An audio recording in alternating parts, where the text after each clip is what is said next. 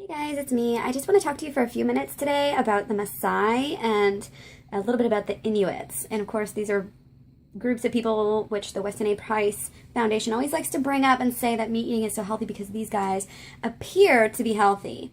Okay, so we're going to discuss this a little bit, and I apologize, this isn't going to be the best video because I'm kind of doing this last minute. I've really wanted to get this video out, and you know, I can always do a redo later.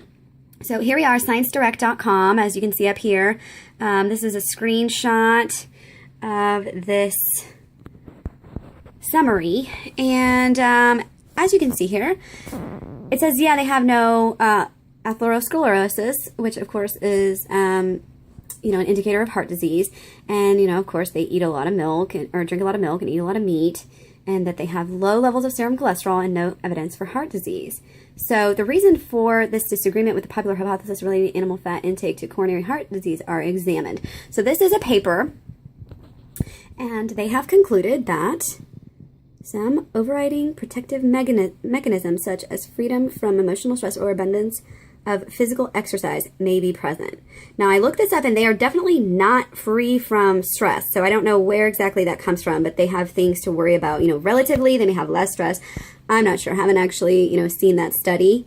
But exercise could obviously be a reason, because I did also look and see, and these guys are among the very fittest and very most active of a lot of the tribes in Africa. So obviously, you know, physical is a part of it. And I've always said that about these types of diets. You may be able to stay healthy on these diets if you exercise a ton, because exercise is obviously very important.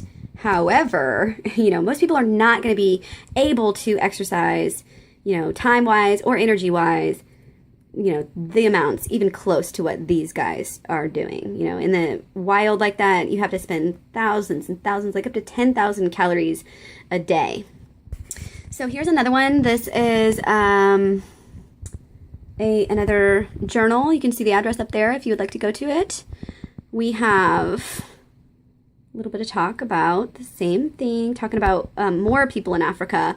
And this is where I got, you know, that statement that I just made. As you can see down here, physical activity levels among rural Kenyans are high, with highest levels observed in the Masai and Kamba. So obviously, regarding physical activity, you can see that this might be one of the reasons that they're so healthy, because they are among the very highest in exercising. Okay.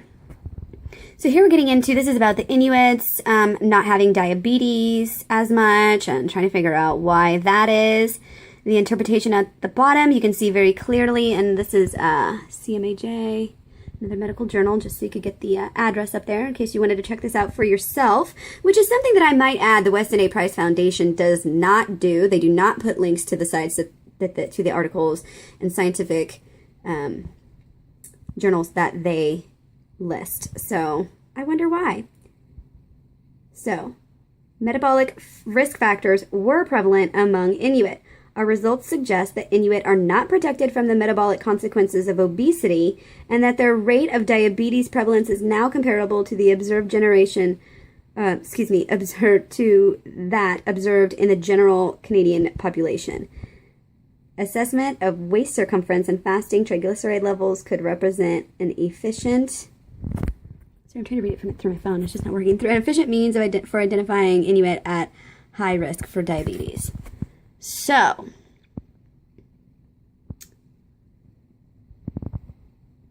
that's kind of, you know, a little baffling here.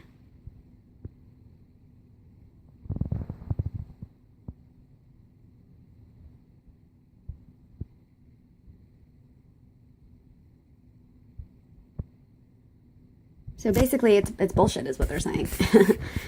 They're not protected from being fat, and now their diabetes rate is comparable to that of the general population. Okay, interesting, but not that telling. This next one, another journal. Okay, Masai of East Africa exhibit some unique biologic characteristics. Now, this is when you're really getting into it, and if you look back at my Weston A videos about this, at the beginning of the year and last year, this is exactly what I said. They have adaptations, okay? Let's check it out. Despite that their customary diet composed of 66% calories as fat. They have low serum cholesterol and beta lipoprotein levels. Post-mortem examinations provided direct proof of a paucity of atherosclerosis. Metabolic studies reveal that the Masai absorbed large amounts of dietary cholesterol, but they also possessed a highly efficient negative feedback control of endogenous cholesterol biosynthesis to the presence of a double alpha band and a very high level of serum IgA that is apparent at an early age, 4 years. High ratios of phospholipid to cholesterol and bile acid to cholesterol in the gallbladder bile explain the extreme rarity of cholesterol gallstones. So right here, we have very specific physiological adaptations. So yes, it is possible to adapt to eat meat, large quantities of meat, but I think this goes to show that we're not made this way, because if this was this way, then everybody would be this way. But no, these are only, inherent. And I believe the same thing. I don't have anything right in front of me. I don't think that talks about the Inuits in this regard, but this is the same thing. They can do things that we can't. Not only is their physical activity level so much different and allow them to eat more meat, but they have completely different bodies, completely different ancestors, completely different adaptations. So if you think that you can eat the same as the Masai people and not have any negative effects, you are wrong. So please, for the love of God, stop using the Masai to back you up, because it just doesn't make any sense. So again, did I already show this one? Yeah, I guess that's it. Went through. I think I made my point, guys. Leave your comments below. Thanks.